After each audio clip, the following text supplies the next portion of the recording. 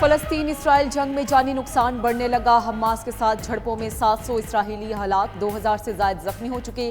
Brigade commander समेत दर्जनों Israeli फौजी भी मारे गए। कई मुकामात पर जंगजुओं और इसराइली फोर्सेस में लड़ाई जारी। हमास के जंगजू जनूबी इसराइली कस्बे मेगन में दाखिल। इसराइली फोर्सेस की तरफ से टैंकों का भी इस्तेमाल। हमास की जानिब से रॉकेट दागने का सिलसिला भी जारी रहा। हमास का 2 इसराइली जनरल समेत कई फौजी गिरफ्तार करने का दावा।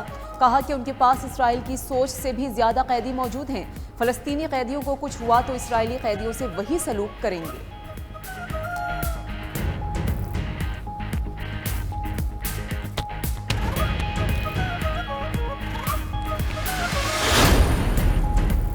गजा की सूरत हाल के हवाले से सऊदी और अमरीकी वज़राए खारजा का दोबारा टेलीफोनिक राबता। शहजादा फैसल बिन फरहान और एंटनी ब्लिंकन के दरमियान गजा की सूरत हाल पर गुफ्तगू। फ़लस्तीन और इसराइल के दरमियान कशीदगी कम करने के हल तलाश करने पर इत्तेफाक। दोनों वज़राए खारजा का कशीदगी कम करने के लिए आलमी बरादरी को किरदार अदा करने पर जोर। फरीकैन के दरमियान कशीदगी को कम करने वाली कोशिशों और पेशरफ्त का भी जायजा लिया।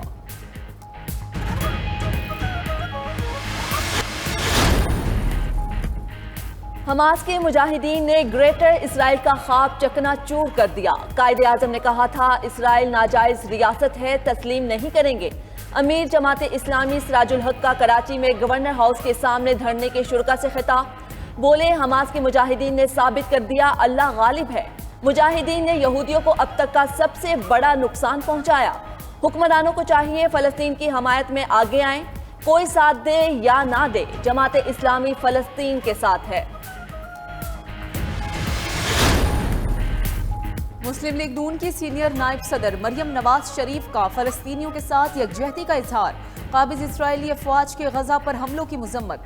कहा कि गासिब फौज के खिलाफ अपनी आज़ादी के लिए लड़ना फलस्तीनियों का हक है। पीपल्स पार्टी की सेनेटर शेरी रहमान का फलस्तीन इसराइल सूरत हाल पर इजहार तशवीश। कहा कि फलस्तीनियों को इंसाफ मिलने तक तशद्दुद का सिलसिला जारी रहेगा।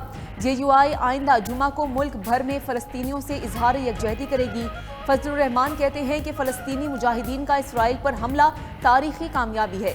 दुनिया समझ रही थी कि मसला फलस्तीन मुर्दा बन चुका। हमारे यहाँ एक तबके ने इसराइल को तस्लीम कराने की नाकाम कोशिश की। शेर को निकालने वाले कई आए, शेर वहीं खड़ा है। नवाज शरीफ के बगैर पाकिस्तान रुल गया, पूरी कौम मुश्किलात से दो चार है। दुखों में लोगों को नवाज शरीफ याद आता है। नवाज शरीफ 21 अक्टूबर को वापस आकर अवाम के दुखों को खत्म कर देगा। नून लीग की चीफ ऑर्गेनाइजर मरियम नवाज का जलसे से खिताब। कहा नवाज शरीफ ने इक्तदार के दिन कम और मुश्किलात के ज्यादा देखे। लोड शेडिंग और दहशतगर्दी नवाज शरीफ के दौर में खत्म हुई। नवाज दौर में चीनी 50 और आटा 35 रुपए किलो तक रहा। नवाज शरीफ को इक्तदार से ना निकाला जाता तो क्या मुल्क का आज ये हाल होता। घड़ी चोर और उसके वजीरों ने खिदमत की बजाय गालम गलोच की। नून लीग का लाहौर में सियासी पावर शो। जलसे में बड़ी तादाद में कारकुन शरीक हुए। नून लीग के साबिक वज़ीर आज़म नवाज शरीफ के इस्तकबाल की तैयारियां तेज। सिंध के इलाके मिठियारी में भी कारकुनान का इज्तिमा। मरियम नवाज ने टेलीफोनिक खिताब किया। साबिक गवर्नर मोहम्मद जुबैर ने सिंध में आइंदा नून लीग की हुकूमत का दावा कर दिया। बोले कि नवाज शरीफ चौथी बार वज़ीर आज़म बनकर 5 साल पूरे करेंगे। साबिक वफाकी वज़ीर राना तनवीर का शरकपुर शरीफ में वर्कर्स कन्वेंशन में खिताब। बोले कि नवाज शरीफ को पाकिस्तान को तरक्की की राह पर गामजन करने की हर दफ़ा सजा दी गई। नवाज शरीफ को बेटे से तनख्वाह ना लेने पर ताहयात नाअहल करार देना कानून के साथ मजाक है।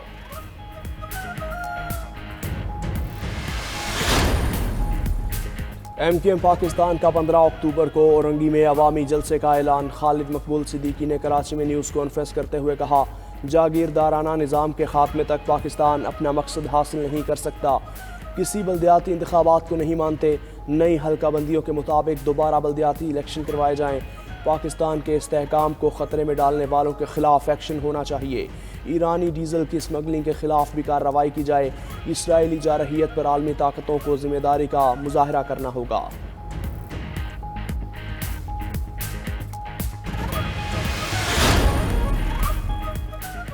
गैर कानूनी मुकीम गैर मुल्कियों के वापस जाने की डेडलाइन में 22 दिन बाकी। माजी में चंद रुपए लेकर नादरा कार्ड बनाए गए। अब रियासत ने गैर कानूनी मुकीम गैर मुल्कियों को उनके मुल्कों में वापस भेजने का फैसला कर लिया। निगरान वजीर इत्तलात बलोचिस्तान जान अचकजई की कराची में न्यूज़ कॉन्फ्रेंस।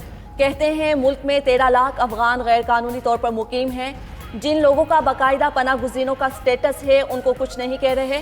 पाकिस्तान ने 40 साल तक तारकीन वतन का बोझ उठाया। पाकिस्तानी मईशत को $150 अरब का नुकसान पहुंचा।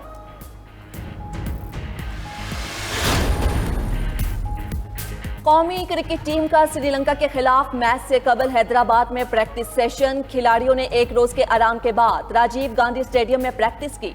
खिलाड़ियों ने कोच और स्टाफ की निगरानी में बैटिंग, बॉलिंग और फील्डिंग की भरपूर मशकें की। पाकिस्तानी टीम श्रीलंका के खिलाफ अहम मैच से कबल आज दोबारा प्रैक्टिस सेशन में हिस्सा लेगी। पाकिस्तानी टीम अपने दूसरे मैच में मंगल को श्रीलंका के खिलाफ मैदान में उतरेगी।